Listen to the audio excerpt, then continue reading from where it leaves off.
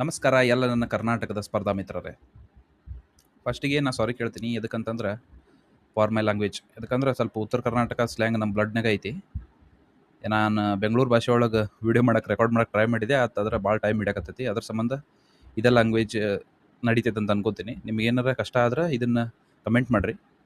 ಏನು ಇದೇ ಸ್ಲ್ಯಾಂಗ್ ನಡೀತಿತ್ತೋ ಇನ್ನು ಬುಕ್ಕಿಶ್ ಬೆಂಗಳೂರು ಲ್ಯಾಂಗ್ವೇಜ್ನಾಗ ಮಾತಾಡಬೇಕು ಅಂತ.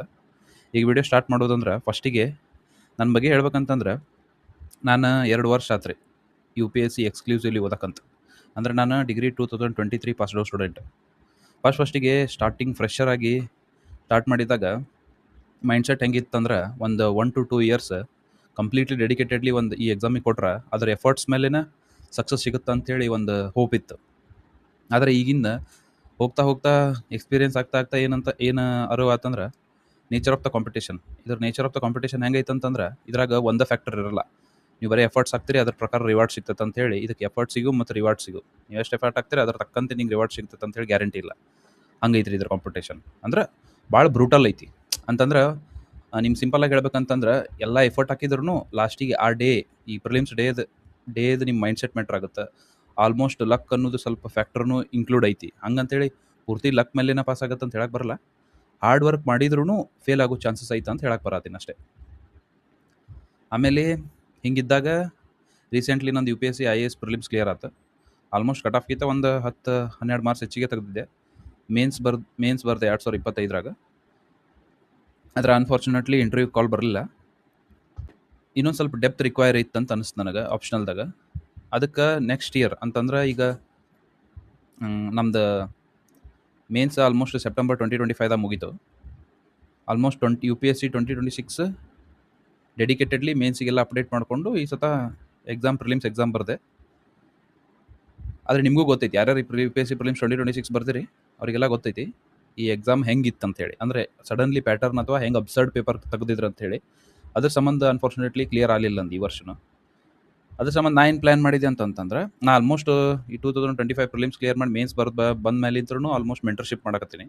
ಅಂದ್ರೆ UPSC ಫ್ರೆಷರ್ಸಿಗೆ ಅಥವಾ ಈಗ ಆಲ್ರೆಡಿ ಕೋಚಿಂಗ್ ತೊಗೊಂಡವ್ರಿಗೂ ಆಯ್ತು ಮೆಂಟರ್ಶಿಪ್ಪು, ಪ್ಲ್ಯಾನಿಂಗು, ಒಂದು ಸಬ್ಜೆಕ್ಟನ್ನು ಹೆಂಗೆ ಅಪ್ರೋಚ್ ಮಾಡೋದಾಯ್ತು. ಆಮೇಲೆ ಬೇಸಿಕ್ ರೂಲ್ಸ್ ಥರ ಈಗ ನಮ್ಮ ಪ್ರಿಲಿಮ್ಸ್ ಎಕ್ಸಾಮಿಗೆ ಒಂದು ಸ್ವಲ್ಪ basic rules of the game ಅದಾವ್ರಿ. ಅಂದ್ರೆ ಇದು UPSC ಅಂತ ಅಷ್ಟೇ ಅಲ್ಲ, ಯಾವ್ದು ಬೇಕಾದ MCQ ಬೇಸ್ಡ್ ಎಕ್ಸಾಮ್ ಇರಲಿ, ಈ ರೂಲ್ಸ್ ಗೊತ್ತಿದ್ರೆ ಅವ ಎಕ್ಸಾಮ್ ಆರಾಮ್ ಕ್ಲಿಯರ್ ಮಾಡ್ತಾನೆ. ಅಂದ್ರೆ ನೀವು ಎಕ್ಸಾಂಪಲ್ ನೋಡಿರ್ತೀರಿ, ಈಗ ಪೇಪರ್ನಾಗ ಬರ್ತಿರ್ತೈತಿ. ಅಂದ್ರೆ ಒಬ್ಬ ವ್ಯಕ್ತಿ ಆಲ್ಮೋಸ್ಟ್ 6-7 ಸರ್ಕಾರಿ ನೌಕರಿ ತೊಗೊಂಡ, 10 ಸರ್ಕಾರಿ ನೌಕರಿ ತೊಗೊಂಡ.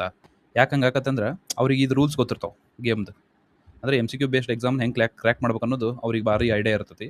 ಆಮೇಲೆ ಇನ್ನೊಂದು ನನ್ನ ಸ್ಟ್ರೆಂತ್ ಏನಪ್ಪ ಅಂತಂದ್ರೆ MCQ ಸಾಲ್ವಿಂಗ್ ಆಪ್ಟಿಟ್ಯೂಡು. ಅಂತಂದ್ರೆ ಇದು ನಮ್ದು ಆರ್ಡ್ ಭಾಷೆ ಒಳಗೆ ಕರಿಬೇಕಂದ್ರೆ ನ್ಯಾಕ್ ಅಂತಾರೆ.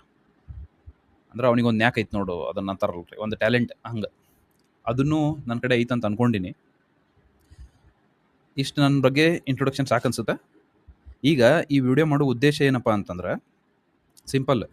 ಈಗ ಪ್ರಿಲಿಮ್ಸ್ 2026 ಯಾರ್ಯಾರು ಬರ್ದಿರಿ ಅಥವಾ UPSCಗೆ ಎಕ್ಸ್ಕ್ಲೂಸಿವ್ಲಿ ಯಾರು ಪ್ರಿಪೇರ್ ಆಗಿ ಆಲ್ಮೋಸ್ಟ್ ಈಗ ಗ್ಯಾಪ್ ಐತಿ ಅಂತಂದ್ರೆ ಇದನ್ನು ನಾವು ಮೇನ್ಸ್ ಪ್ರಿಪ್ರೇಷನಿಗೆ ಯೂಸ್ ಮಾಡ್ಕೋಬೇಕು. ಆದ್ರೆ ಎಕ್ಸಾಮದ ಪ್ರಿಪ್ರೇಷನ್ ಹೆಂಗೆ ಒಂಥರ ಸ್ಯಾಚುರೇಷನ್ ಪಾಯಿಂಟಿಗೆ ರೀಚ್ ಆಗಿರ್ತಂದ್ರೆ ಆಮೇಲೆ ಏನು ಮಾಡ್ಬೇಕು ಅನ್ನೋದು ಅಥವಾ ಇನ್ನೂ ಏನು ಮಾಡ್ಬೇಕು ಅನ್ನೋದು ಕರೆಂಟ್ ಅಫೇರ್ಸ್ ಒಂದು ಅಪ್ಡೇಟ್ ಮಾಡ್ಕೊಳ್ಳೋದು ಬಿಟ್ರೆ ಆಲ್ಮೋಸ್ಟ್ ಏನೂ ಉಳಿದಿರಂಗಿಲ್ಲ. ಅಂಥವ್ರಿಗೆ ಒಂದು ವರ್ಷಕ್ಕೆ ಒಂದೇ ಸತ ಎಕ್ಸಾಮ್ ನಡೆಸ್ತಾರೆ ಇವ್ರು UPSCದವ್ರು. ಇವ್ರು KPSCದವ್ರು ಅಂತೂ ಬಿಡ್ರಿ, ಇವ್ರು 2 ವರ್ಷ 3 ವರ್ಷ ಒಂಥರ 5 ಇಯರ್ ಪ್ಲ್ಯಾನ್ ಮಾಡ್ತಾರೆ ಇವ್ರು. ಅದ್ರ ಸಂಬಂಧ ಒಂದೇ ಎಕ್ಸಾಮಿಗೆ ಕುಂದ್ರಕ್ಕಿಂತ ಆಲ್ಮೋಸ್ಟ್ ಎಲ್ಲ ರಿಸ್ಕು ಒಂದೇ ಎಕ್ಸಾಮ್ ಹಾಕೋಕ್ಕಿಂತ ಒಂದು ನಮ್ಮದು ಫೈನಾನ್ಷಿಯಲ್ ಸೆಕ್ಯೂರಿಟಿ ಅಂದ್ರೆ ನಮ್ಮ UPSC ಲ್ಯಾಂಗ್ವೇಜ್ದಾಗ ಅಥವಾ ಈ ಕೋಚಿಂಗ್ ಇನ್ಸ್ಟಿಟ್ಯೂಟ್ ಲ್ಯಾಂಗ್ವೇಜ್ನ ಕರಿಬೇಕಂದ್ರೆ ಪ್ಲ್ಯಾನ್ B ಅಂತಾರೆ. ಈ ಫೈನಾನ್ಷಿಯಲ್ ಸೆಕ್ಯೂರಿಟಿ ಹೆಂಗೆ ತೊಗೋಬೇಕು ನಾವು? ಫೈನಾನ್ಷಿಯಲ್ ಸೆಕ್ಯೂರಿಟಿ ಅಂದರೆ ನಾಲೆಜ್ ಮುಖಾಂತರ. ಈಗ ನಾಲೆಜನ್ನ ನಾವು ಅಪ್ಡೇಟ್ ಮಾಡ್ಕೊಳ್ಳೋದು, ನಾಲೆಜ್ ಮುಖಾಂತರ ನಾವು ಅಕಸ್ಮಾತ್ ನಮ್ಗೆ ಏನಾರ ಎಕ್ಸ್ಪೀರಿಯನ್ಸ್ ಇತ್ತಂದ್ರೆ ಮಂದಿಗೆ ಟೀಚ್ ಮಾಡೋದ್ರಿಂತ, MCQ ಸಾಲ್ವ್ ಮಾಡೋ ವಿಡಿಯೋ ಹಾಕೋದ್ರಿಂತ ಹಿಂಗೆ ಏನೇನು ಮಾಡ್ಬೋದು, ಅಥವಾ ಹೆಂಗೆ ಫ್ರೆಷರ್ಸಿಗೆ ಮೆಂಟರ್ಶಿಪ್ ಕೊಡ್ಬೋದು, ಅದರಿಂದ ಹೆಂಗೆ ಸ್ಮಾಲ್ ನಮ್ದು ಪಾಕೆಟ್ ಮನಿ ಅಂತಾರಲ್ಲ ಹೆಂಗೆ ನಮ್ಮ ಸಸ್ಟೆನೆನ್ಸಿಗೆ ದುಡ್ಡು ಮಾಡ್ಬೋದು. ಬೇಡಪ್ಪ ನನಗೆ ಎಕ್ಸ್ಪ್ಲನೇಷನ್ ಸ್ಕಿಲ್ ಇಲ್ಲ, ಅಥವಾ ನನಗೆ ಎಕ್ಸ್ಪ್ರೆಷನ್ ಮಾಡೋದಿಲ್ಲ, ಅಥವಾ ನಮ್ಗೆ ಇನ್ನೊಬ್ರಿಗೆ ಹೇಳ್ಕೊಡೋಕೆ ಅಷ್ಟು ಐಡಿಯಾ ಬರಲ್ಲ ಅಂತಂದ್ರೆ ಅದರ್ ಗೌರ್ಮೆಂಟ್ ಎಕ್ಸಾಮ್ಸಿಗೂ ಟ್ರೈ ಮಾಡ್ಬೋದು. ಅದರ್ ಗೌರ್ಮೆಂಟ್ ಎಕ್ಸಾಮ್ಸ್ ಆಫ್ ಕರ್ನಾಟಕಕ್ಕೂ ಟ್ರೈ ಮಾಡ್ಬೋದು. ಈಗ ಡೈರೆಕ್ಟ್ ವಿಷಯಕ್ಕೆ ಬರೋದಾತಪ್ಪ ಅಂತಂದ್ರೆ ಕರ್ನಾಟಕದಾಗ 2026ದಾಗ ಆಲ್ಮೋಸ್ಟ್ ಭಾಳಷ್ಟು ನೋಟಿಫಿಕೇಶನ್ ಆಗತ್ತವು. ಅಂದ್ರೆ ಫಾರ್ ಎಕ್ಸಾಂಪಲ್ ಈ KS ನೋಟಿಫಿಕೇಶನ್ ಆಗೋದೈತೆ 2026. ನಿನ್ನೆರದು ಏನದು KPSC ಕಳಿಸ್ಯಾರ ಪ್ರಸ್ತಾವನೆ. ಆಲ್ಮೋಸ್ಟ್ ನನ್ನ ಪ್ರಕಾರ 319 ಪೋಸ್ಟ್ಸಿಗೆ ನೋಟಿಫಿಕೇಶನ್ ಆಗೋದೈತಿ. ಇನ್ನೇನು 1 ತಿಂಗಳ ಒಳಗಾಗಿ ಆಗುತ್ತೆ. PSIಗೆ ಆಗುತ್ತೆ, ಆಲ್ಮೋಸ್ಟ್ ಎಕ್ಸೈಸ್ ಇನ್ಸ್ಪೆಕ್ಟರ್ಗೆ ಆಗುತ್ತೆ, FD SD KEದವ್ರು ನಡೆಸ್ತಾರೆ. ಅದ್ರ ಸಂಬಂಧ ಚಲೋತಂಗೆ ನಡೀತೈತಿ ಪೇಪರ್. ಆಲ್ಮೋಸ್ಟ್ PDO ಆಗ್ಬೋದು. ವಿಲೇಜ್ ಅಕೌಂಟೆಂಟ್ ಅಂತೂ ಆಲ್ರೆಡಿ ನೋಟಿಫಿಕೇಶನ್ ಆಗೈತಿ. ಅಕ್ಟೋಬರ್ 4ಕ್ಕೆ ಎಕ್ಸಾಮ್ನೂ ಐತಿ. ಅಂದರೆ ಇಷ್ಟು ನೋಟಿಫಿಕೇಶನ್ ಆಗ್ತಾವಲ್ಲ, ನಾವೇನು ಮಾಡೋದು ಅಂತಂದ್ರೆ UPSC ಓದಿದವರಿಗೆ ಅಥವಾ ಚಂದಾಗ ಕುಂತು ಸ್ಟಡಿ ಮಾಡಿ ಕೋಚಿಂಗ್ ಮುಗಿಸಿ, ಫೌಂಡೇಶನ್ ಎಲ್ಲ ಮುಗಿಸಿ, ಒಂದು ರೀಡಿಂಗ್ ಎಲ್ಲ ಮುಗಿಸಿನೂ ಅವ್ರು ಒಂಥರ ನಡ್ಬರ್ಕ್ ಬ್ಲ್ಯಾಂಕ್ ಆಗ್ಬಿಟ್ಟಿರ್ತಾರೆ, ಅಥವಾ ಕಂಟಿನ್ಯೂಸ್ ಓದೋಕ್ಕಾಗ್ತಿರಲ್ಲ. ಒಂದು ಸ್ಯಾಚುರೇಷನ್ ಪಾಯಿಂಟಿಗೆ ರೀಚ್ ಆದ್ಮೇಲಂತರೂ ಒಂದು 8-10 ಅವರ್ಸ್ ಕಂಟಿನ್ಯೂಸ್ 2 to 3 ಇಯರ್ಸ್ ಓದಿ ಸ್ಯಾಚುರೇಷನ್ ಪಾಯಿಂಟಿಗೆ ರೀಚ್ ಆಗ್ಬಿಟ್ಟಿರ್ತಾರೆ. ಅಂದ್ರೆ ಓದಕ್ಕೆ ಒಂಥರ ಬೋರ್ ಆಗ್ತಿರ್ತೈತಿ, ಬೇಸರ ಆಗ್ತಿರ್ತೈತಿ. ಅದ್ರ ಸಂಬಂಧ ನಾನೇನು ಪ್ಲ್ಯಾನ್ ಮಾಡೀನಿ ಅಂತಂದ್ರೆ, ಈಗ KE ಸಿಲೆಬಸ್ ತೆಗೆದು ನೋಡಿದ್ರೆ GK ಸಿಲೆಬಸ್ ಏನೈತಲ್ಲ, ಆಲ್ಮೋಸ್ಟ್ ಎಲ್ಲ ಎಕ್ಸಾಮ್ಸಿಗೂ ಅವ್ರೇನು ಗ್ರೂಪ್ B ಅಥವಾ ಗ್ರೂಪ್ C ನಡೆಸ್ತಾರಲ್ಲ, ಆಲ್ಮೋಸ್ಟ್ ಎಲ್ಲ ಎಕ್ಸಾಮ್ಸಿಗೂ GK syllabus same to same ಐತಿ. ಆಮೇಲೆ KPSCಗೆ ಸ್ವಲ್ಪ ಜನರಲ್ ಸ್ಟಡೀಸ್ ಪೇಪರ್ 1 ಪೇಪರ್ 2 ಒಳಗೆ UPSC ಸಿಲೆಬಸ್ಸಿಗೆ ಓವರ್ಲ್ಯಾಪ್ ಆಗುತ್ತೆ. ಒಂದು ಪರ್ಟಿಕ್ಯುಲರ್ಲಿ ನೋಡ್ಬೇಕಂತಂದ್ರೆ ಒಂದು ಸ್ವಲ್ಪ ಎಕ್ಸ್ಟ್ರಾ ಓದೋದು ಬರುತ್ತೆ. ಯಾವುದಂದ್ರೆ expect Karnataka related topics, like Karnataka history ಒಂದು ಬರ್ತೈತಿ, ಕರ್ನಾಟಕ ಜಿಯೋಗ್ರಫಿ ಒಂದು ಬರ್ತೈತಿ. ಇದ್ರ ಬಿಟ್ರೆ ಇದನ್ನೇನು ಮಾಡೋದು ನಾವು ಅಂತಂದ್ರೆ, ಇದ್ರೊಳಗೆ ಅಡ್ವಾಂಟೇಜ್ ಐತ್ರಿ UPSC ಆಸ್ಪಿರೆಂಟ್ಸಿಗೆ, ಅಥವಾ ಈಗ ಆಲ್ರೆಡಿ ಒಂದು ರೀತಿ ಓದಿದವರಿಗೆ ಒಂದು ಅಡ್ವಾಂಟೇಜ್ ಏನಂದ್ರೆ, ಎಕ್ಸ್ಕ್ಲೂಸಿವ್ಲಿ ಫಾರ್ UPSC ಆಸ್ಪಿರೆಂಟ್ಸಿಗೆ ಏನು ಅಡ್ವಾಂಟೇಜ್ ಅಂದ್ರೆ, ಈ ಕ್ವಶನ್ಸ್ ಇವ್ರು KEದವ್ರು ಅಥವಾ KPSC ಎಲ್ಲಿ ಕೇಳಕತ್ತಾರಂದ್ರೆ, ಈಗ ನಾವು UPSC ಗೊತ್ತಂದ್ರೆ ಬೇರ್ ಮಿನಿಮಮ್ ಅಂತೇಳಿ, ಅಂದ್ರೆ ಇಷ್ಟರ ಗೊತ್ತಿರ್ಬೇಕು ಅಟ್ಲೀಸ್ಟ್ ಒಬ್ಬ ಅನ್ನೋನಿಗೆ, ಅದ್ರ ಮೇಲೆ ಇವ್ರು ಕ್ವಶನ್ ಹಾಕ್ತಾರೆ. ನಮ್ಮ UPSC ಹೆಂಗಂತಂದ್ರೆ, ಬೇರೆ ಮಿನಿಮಮ್ ಎಷ್ಟು ಗೊತ್ತಿರುತ್ತೆ ನೋಡು ಒಬ್ಬ ಎವರೇಜ್ ಆಸ್ಪಿರೆಂಟಿಗೆ, ಅದ್ರ ಬಿಟ್ಟು ಕೇಳ್ತಾರ. ಇಲ್ಲಿ ಹೆಂಗಂತಂದ್ರೆ ಬೇರೆ ಮಿನಿಮಮ್ ಎಷ್ಟು ಐತಲ್ಲ ಅದ್ರ ಮೇಲೆ ಕ್ವಶನ್ ಬಿಡ್ತಾವೆ. ಈ ಇನ್ನೊಂದು ಥರ ಕ್ವಶನ್ಸ್ ಅಂದ್ರೆ ಟಾಪಿಕ್ ನೇಮ್ ಮೇಲೆ ಕ್ವಶನ್ ಇರ್ತೈತಿ. ಅಂದ್ರೆ ನಾವು ಕರೆಂಟ್ ಅಫೇರ್ಸ್ ಟಾಪಿಕ್ದಾಗ ಒಂದು ಟಾಪಿಕ್ ಇಂಟ್ರೊಡಕ್ಷನ್ ಬದಿರ್ತೀವಿ ಹಿಂಗೆ ಸ್ಟಾರ್ಟಿಂಗ್, ಇವ್ರು ಅದ್ರ ಮೇಲೆ ಡೈರೆಕ್ಟ್ ಕ್ವಶನ್ ಕೇಳ್ತಾರೆ. ನಾವು ಅದ್ರೊಳಗೆ ಡೀಟೇಲಾಗಿ ಎಲ್ಲ ಓದಿದ್ರು ಓದ್ತೀವಿ, ಅಷ್ಟು ಡೀಟೇಲಾಗಿ ಓದ್ತೀವಿ. ಆದರೆ ಇವ್ರು ಬರೀ ಟಾಪಿಕ್ ಹೆಸರು ಮೇಲೆ ಕ್ವಶನ್ ಕೇಳ್ಬಿಡ್ತಾರೆ. ಅಂದ್ರೆ ಒಂದು ಈಗ ಎಕ್ಸಾಂಪಲ್ KEದಾಗ ಅಥವಾ ಇದ್ರಾಗ ಸ್ಮೈಲ್ ಅಂತ ಹೇಳಿದ್ರೆ ಫುಲ್ ಫಾರ್ಮ್ ಕೇಳೋದು, ಹಿಂಗೆ ಮಾಡ್ತಾರೆ. ನಾವು ಟಾಪಿಕ್ನ ಹೆಸರನ್ನೇ ಬರ್ಕೊಂಡಿರ್ತೀವಿ, ಇವ್ರು ಅದ್ರ ಮೇಲೆ ಕ್ವಶನ್ ಹಾಕ್ಬಿಡ್ತಾರೆ. ಅದಕ್ಕೆ UPSC ಆಸ್ಪಿರೆಂಟ್ಸಿಗೆ ಆಲ್ಮೋಸ್ಟ್ ಅಡ್ವಾಂಟೇಜ್ ಆಗುತ್ತೆ ಅಂತ ಅನ್ಕೋತೀನಿ ನಾ ಇದ್ರಿದ್ರೆ. ಆಮೇಲೆ ಏನು ಪ್ರಾಬ್ಲಮ್ ಆಗುತ್ತೆ ಅಂದ್ರೆ, ಇಶ್ಯೂ ಏನಂತಂದ್ರೆ ಅನ್ನೆಸೆಸರಿ ಫ್ಯಾಕ್ಟ್ಸ್ ರಿಮೆಂಬರ್ ಮಾಡಬೇಕಾಗುತ್ತೆ. ಆದರೆ ನನ್ನ ಪ್ರಕಾರ ಈಗಿನ UPSC ಟ್ರೆಂಡ್, ಈಗ ಪ್ರಿಲಿಮ್ಸ್ 2026 ನೋಡಿದ್ಮೇಲೆ ಅಂತೂ ಯಾವುದೂ ಅನ್ನೆಸೆಸರಿ ಫ್ಯಾಕ್ಟ್ಸ್ ಅನ್ನುವಂಗೆ ಇಲ್ಲ.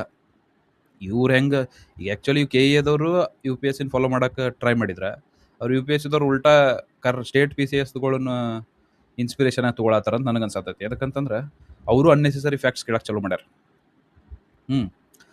ಆಮೇಲೆ ಇವೆಲ್ಲ ನೋಟಿಫಿಕೇಶನ್ ಆಕತಿ, ನಾವು ಹೆಂಗೆ ಇದನ್ನು ಯೂಸ್ ತೊಗೋಬೇಕು, ಅಥವಾ ಈ ಗ್ಯಾಪ್ ಮಂತ್ಸ್ ಏನೈತಲ್ಲ ಇದನ್ನ ಹೆಂಗೆ ಎಫೆಕ್ಟಿವ್ಲಿ ಯುಟಿಲೈಸ್ ಮಾಡಿಕೊಂಡು ಇದರಿಂದ ಹೆಂಗೆ ನಾವು ಫೈನಾನ್ಷಿಯಲ್ ಸೆಕ್ಯೂರಿಟಿ ಆಗ್ಬೇಕು, ಅಥವಾ ಫೈನಾನ್ಷಿಯಲ್ ಸೆಕ್ಯೂರ್ ಆಗ್ಬೇಕು, ಹೆಂಗೆ ಒಂದು ಗೌರ್ಮೆಂಟ್ ಜಾಬ್ ತೊಗೋಬೋದು ಒಂದು 60-75 ಡೇಸ್ನಾಗ ಆಲ್ಮೋಸ್ಟ್ ಏನಿರ್ತದಲ್ಲ ಅದನ್ನು ಹೆಂಗೆ ಕವರ್ ಮಾಡ್ಬೋದು ನಾವು ಅಂತೇಳಿ ಈ ವಿಡಿಯೋದಾಗ ಹೇಳ್ತೀನಿ ನಾನು ನಿಮಗೆ.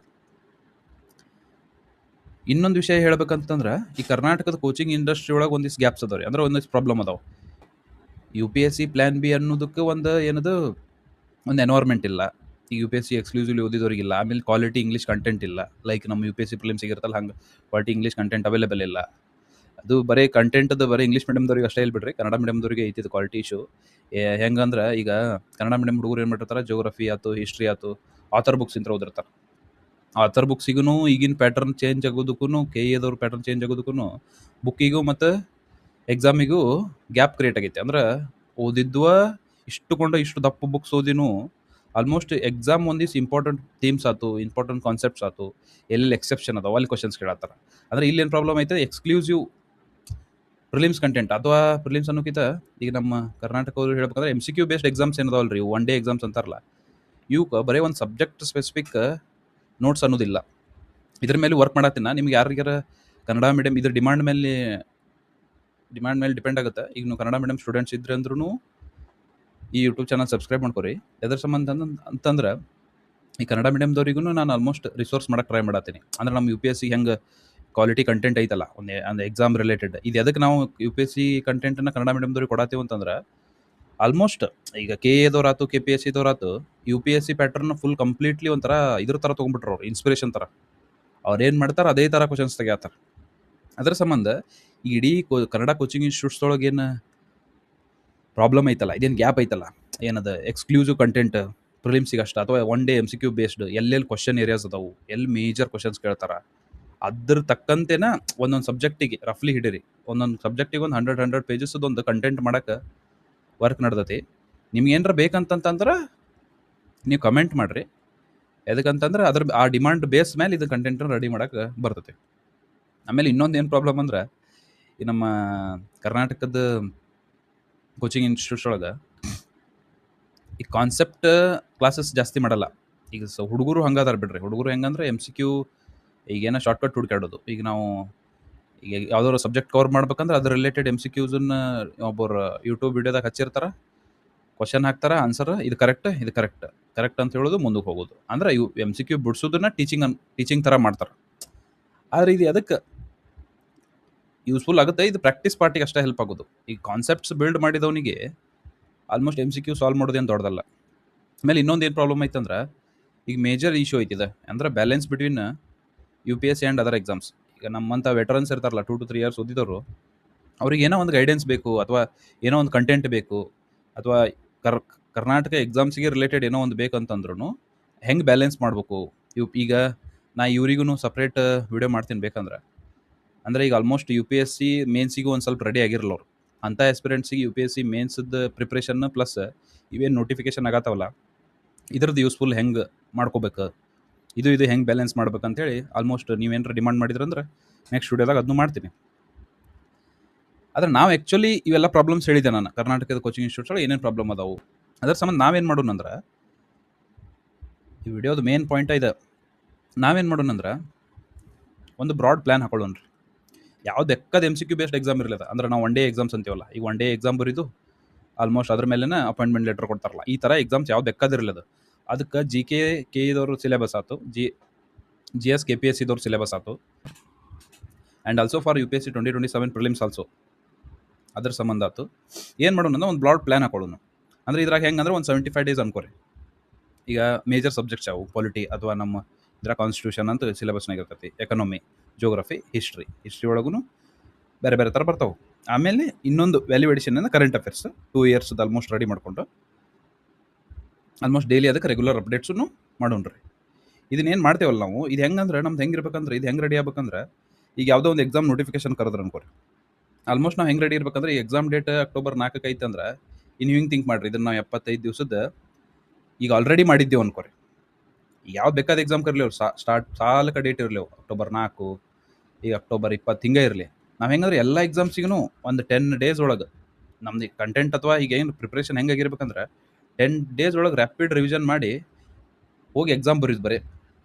ಈಗ ನಾವು UPSCದ ಮಾರ್ಕ್ಸ್ ಬರಿತೇವಲ್ಲ ರಿವಿಷನ್ ಮಾಡಿ, ಹಂಗೆ ಎಲ್ಲ ಗೌರ್ಮೆಂಟ್ ಯಾವ ಎಕ್ಸಾಮ್ ಕರೀತಾರೋ ಅವನ್ನ ಈ ಸಾಲಿಡ್ ಕಂಟೆಂಟನ್ನು ಸ್ಟ್ಯಾಟಿಕ್ ಪೋರ್ಷನ್ ರಿವೈಸ್ ಮಾಡೋದು, ಹೋಗಿ ಎಕ್ಸಾಮ್ ಬರೀದು.